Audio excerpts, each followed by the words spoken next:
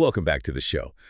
We are genuinely thrilled you are joining us for today's deep dive, because the mission we have ahead of us is, well, it's nothing short of a massive philosophical obstacle course. It really is. It's a heavy one today. Yeah, very heavy. We are going to be unpacking a very brief, highly provocative, and just heavily logical document. It's titled The Dilemma of Four. And when I say logical, I mean this text reads less like a traditional theological treatise and more like a... Like a rigorous mathematical proof. Exactly. Like an equation. Right. It takes what is arguably the oldest, most complex, and most emotionally charged religious debate in human history and attempts to solve it using incredibly strict binary logic. Which is wild to even think about. It is. The author approaches world religions not through the traditional soft-focused lenses of faith or mysticism or, ancient tradition. It's almost as if they are players sitting around a high-stakes poker table. A poker table where someone is inevitably bluffing. Exactly. That is the fundamental, uncompromising premise here. Someone at the table has a bluff. It is a bold premise. But before we dig into how the author actually tries to pull off this logical magic trick, we need to pause and issue a massive, crystal clear disclaimer to you, our listener. Yeah, this is really important to establish right up front. Right, because this document makes some very strong, extremely exclusive claims regarding major world belief systems. Specifically, Judaism, Christianity, Islam, and atheism. Yes. And we want to state unequivocally that neither of us sitting here at the microphones is taking a side. Absolutely not. We are not endorsing these viewpoints, and we are certainly not declaring the author's conclusions as objective truth. Right. That is a crucial distinction to make. The sole purpose of this deep dive is to impartially report on the ideas contained in the original source material. We're just the messengers here. Exactly. We are here strictly to analyze the fascinating, rigid, and somewhat ruthless logical architecture that the author uses to construct their argument. Think of it as a unique thought experiment.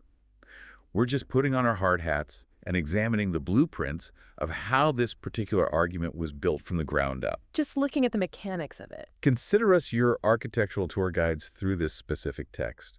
So, okay, let's unpack this. Let's do it. The author sets up the board right away. The text introduces four players in this game, as we mentioned: Judaism, Christianity, Islam, and atheism. And the starting premise really grabs you by the collar. It does.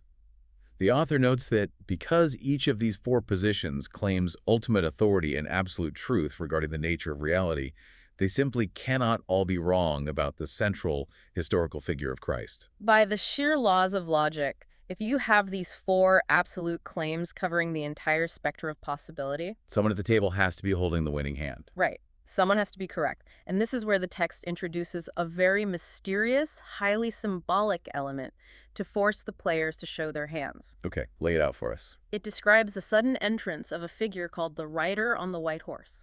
A rider on a white horse. Yeah. This rider arrives and presents a specific, inescapable dilemma to all four players sitting at the table. Wait, hold on. Let me stop you there before we go any further, because that sounds intense. Who or what exactly is this rider on the white horse? It's a great question. I mean, is the author pulling this imagery straight from the book of Revelation, or is this just a dramatic, metaphorical device created for this argument? Well, while it certainly evokes that apocalyptic imagery from Revelation, in the context of this specific document, the author is using the rider as a theoretical construct. Okay, so it's a mechanism. Precisely. The rider represents the arrival of the ultimate test. It is the embodiment of the dilemma itself. It's a mechanism that rides in, interrupts the debate, and forces every player to either produce proof of their claims or fold their hand. Produce proof or fold. Yes. And to anchor this dilemma, the author uses a direct quote from the historical Jesus. And this is the central quote that the entire document hinges on. Let me read the exact phrasing the text provides. Jesus said, "For judgment I have come into this world, that those who do not see may see, and that those who see may be made blind." That concept of sight, the ability to actively give it and take it away, that is the absolute core of the author's logical test. Giving and taking sight. Yes, but the text makes a crucial, very nuanced distinction here that we really have to understand. It separates the historical or widely acknowledged figure of Jesus from the title and structural function of Christ. So separating the man from the title. Right. The author states that all the players at the table can see Jesus. Meaning they acknowledge he existed. Exactly. They might acknowledge he existed as a man. They might respect him as a historical teacher or even revere him as a prophet. But seeing Jesus isn't the same as seeing Christ. Right. It is Christ, the function, the absolute authority, the divine role that they cannot see, and that some of them claim is entirely fabricated. So acknowledging that a guy named Jesus walked around the ancient Middle East is not the same as acknowledging the structural, universe-altering role of the Christ. You nailed it. That makes sense. And the text then mentions that a, quote, current player has now entered this game. Who is the author referring to there? Is that like a new religion? No, not a new religion. The current player is actually a brilliant rhetorical device. Okay. The current player is anyone engaging with the dilemma today, meaning you, the reader or the listener of this deep dive. Us. We are the current player. We are. By arguing that the current player has stepped up to the table, the author is essentially freezing time. They are saying the philosophical conditions haven't changed over thousands of years. The table is exactly the same as it was. The rules of the game are identical to what they were in the first century. You are placed in the exact same dilemma that Jesus supposedly left the world in. Wow. And from this specific frozen position, facing this specific dilemma of sight, the text argues that we can logically and mathematically determine exactly who holds the truth. Okay. Here's where it gets really interesting. You have this massive, complex, four-way debate. Scholars, theologians, philosophers, they have spent lifetimes, centuries even, arguing over the nuances of these belief systems. Entire libraries have been written about it. Right. But the author aggressively, almost ruthlessly, sweeps all of that nuance off the table. They narrow the entire debate down to just two possible outcomes. It is a total binary. A coin flip. Literally a coin flip. According to the text, either Christ appears or he does not. That is it. It's such a profound and unapologetic distillation. Let's look at the logic of the first outcome the text presents. Outcome one is the bluff. The bluff. If Christ cannot appear, if this entire concept, this whole dilemma of sight, is merely a bluff with absolutely nothing backing it up in reality, Then the text asserts that atheism is unequivocally correct. atheism wins the hand. It wins the hand. Yeah. And the consequence of that outcome is total devastation for the other players. If it is a bluff, all three religious positions completely collapse. If the cards are flipped and there is nothing but air in the hand, atheism sweeps the entire table and takes all the chips. But then we have outcome two. If Christ does appear, the text demands something very specific, and I want to make sure we really define this for you guys listening. This is the crux of it. It isn't just a mystical feeling during a sunset or a subjective, warm, fuzzy experience. Yeah. The text states that the ability to give and take sight must be demonstrated in a completely verifiable way. Verifiable. What does verifiable sight actually mean in the context of this argument? That word verifiable is doing an enormous amount of heavy lifting in this document. The author is focusing on this idea of giving and taking sight not just as a poetic metaphor for enlightenment, but as the ultimate objective metric of verification. So it's not a metaphor. Not at all. The author is demanding that a spiritual claim must be demonstrated with the undeniable clarity of a physical event. Like dropping an apple and watching it hit the ground. Yes, if that specific action, the tangible giving and taking of sight, can be verified in reality, then the text concludes that Jesus' testimony holds its weight. The lock clicks open. The lock clicks open and Christianity is true. So it is an incredibly high bar. Right. It is not enough to just sit at the table and confidently say you have the truth. You have to prove it through this verifiable, almost empirical mechanism of sight. Precisely. And by demanding strict objective verification, the author inherently and aggressively eliminates any possibility of a third outcome. No middle ground. None. Okay. There is no middle ground, no maybe, no. We all have a piece of the truth in this logical architecture. You either produce the verification or you fold. Wow. By setting the rules of the game this way, the text sets the stage to systematically kick the remaining two players off the board. Meaning Judaism and Islam. Right. And this brings us to how the text actually handles the elimination of those other players, which honestly is arguably the most unique part of the whole document. It really is a departure from normal theological debates. Yeah, because when you read arguments about comparative religion, you usually expect a lot of spiritual, mystical, or deeply historical language. Or moral argument. Right, moral arguments.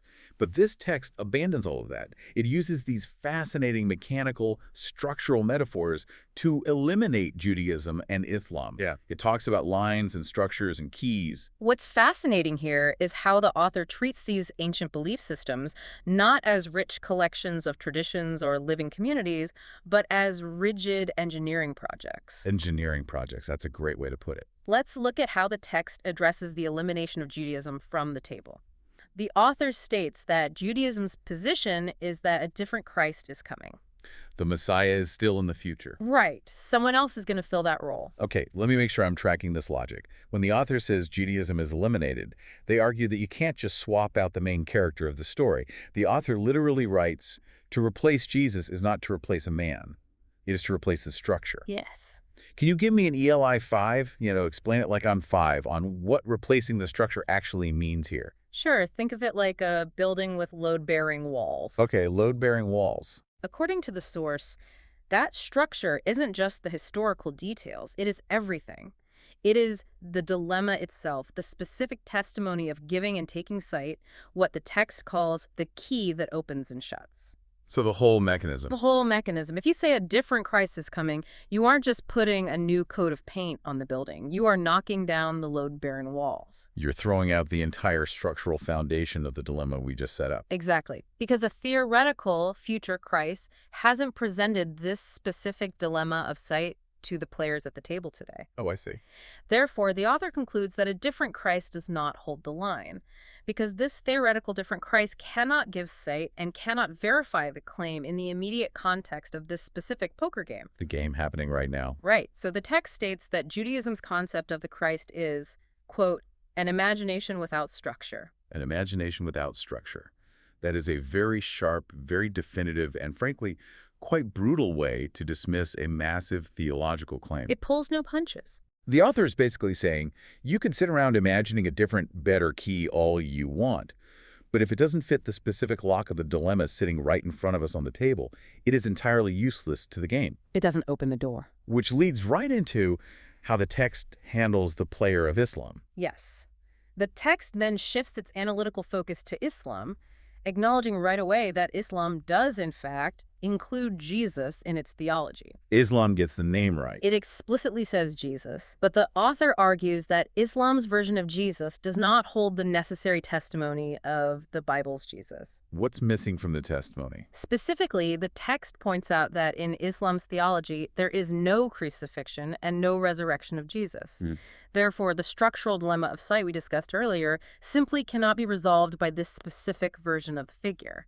The text says he is called Jesus, but he cannot give sight. Exactly. And then the author delivers what I think is easily the most evocative and memorable metaphor in the entire document. Oh, the key metaphor. Yes.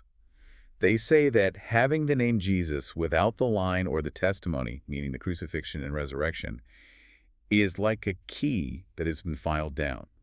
The text reads, it looks right, it opens nothing.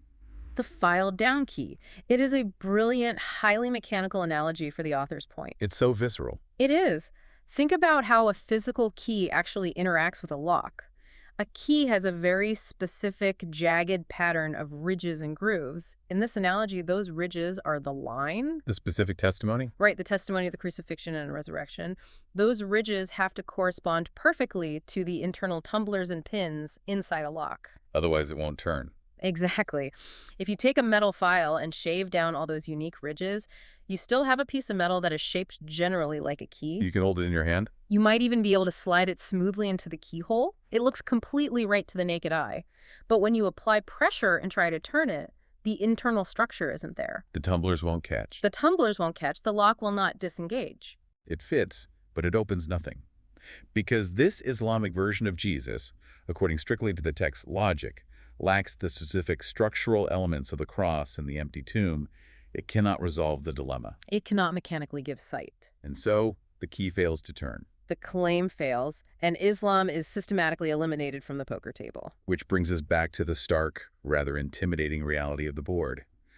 The 4 players have all been subjected to the ruthless test of the dilemma. They've all had to show their hands. Yeah.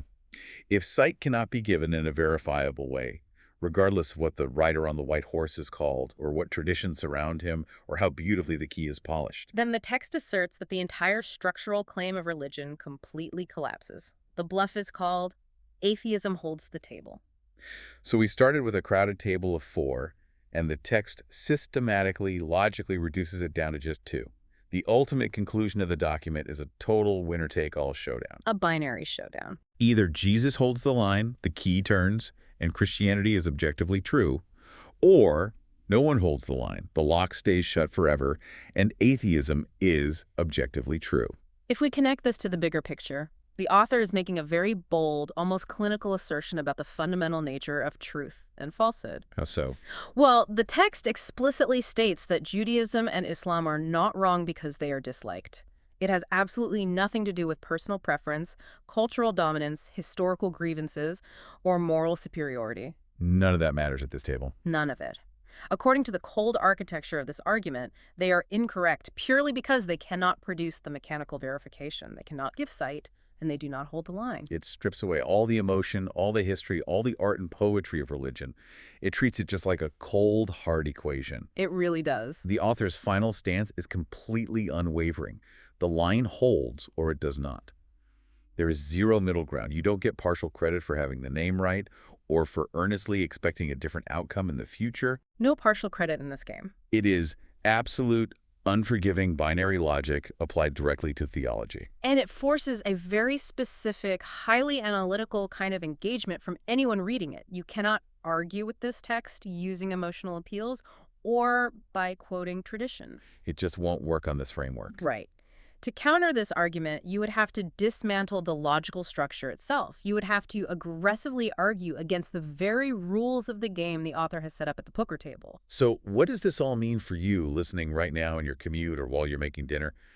Why should you care about this highly structural, almost mechanical way of thinking about ancient religions? It's a valid question. Well, think about how you normally encounter arguments in your daily life. Whether you are prepping for a formal debate, trying to analyze messy political or philosophical arguments on the news, or just exploring theology on your own time. Which we all do in some way. Yeah. Seeing how an author attempts to turn a massive, sprawling, historically messy question into a strict logical equation is a really fascinating mental workout. It trains your brain. Exactly. It trains your brain to look past the rhetoric and search for the load-bearing walls in any argument you encounter. That is the real takeaway here. When you encounter any complex claim out in the wild, training yourself to ask, what is the specific verification being demanded here? Right. What's the proof? And is there a middle ground that is being artificially eliminated by the speaker? That is a crucial, foundational, critical thinking skill. Totally. Regardless of whether you agree with its conclusions, this document is an absolute masterclass in aggressive, unapologetic, logical framing. It really is a masterclass in framing the debate before the opponent even realizes the debate has started. Well, that brings us to the end of our architectural tour through the dilemma of four. We covered a lot of ground today. We really did. We have unpacked the four players, the high-stakes poker table setup, the arrival of the writer, the strict demand for verifiable sight, and those incredibly vivid mechanical metaphors. The load-bearing structures and file-down keys. Right. Metaphors that reduce a four-way ancient debate into a stark, modern binary choice. Thank you so much for coming along on this deep dive into such a rigidly structured, highly provocative argument. This raises an important question, though, and it is something I want to leave you with to ponder as you go about the rest of your day. Let's hear it.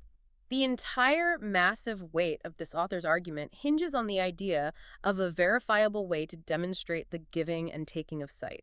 It demands objective verification. Right. But if the verification of a deeply spiritual truth is required by the author to be as objective, tangible, and undeniable as a mathematical proof, who gets to be the ultimate referee of what counts as verified? Oh, that's a great point. Does demanding empirical, mechanical proof for a spiritual claim inherently tilt the rules of the game in favor of certain players before anyone even sits down at the table? That is a brilliant and challenging question to end on.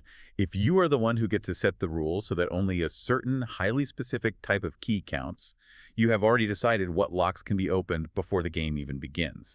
We hope this deep dive gave you some sharp new mental models to play with. Keep questioning the premises, keep looking for the underlying structures and load-bearing walls of the arguments you encounter in the world, and we will catch you on the next one.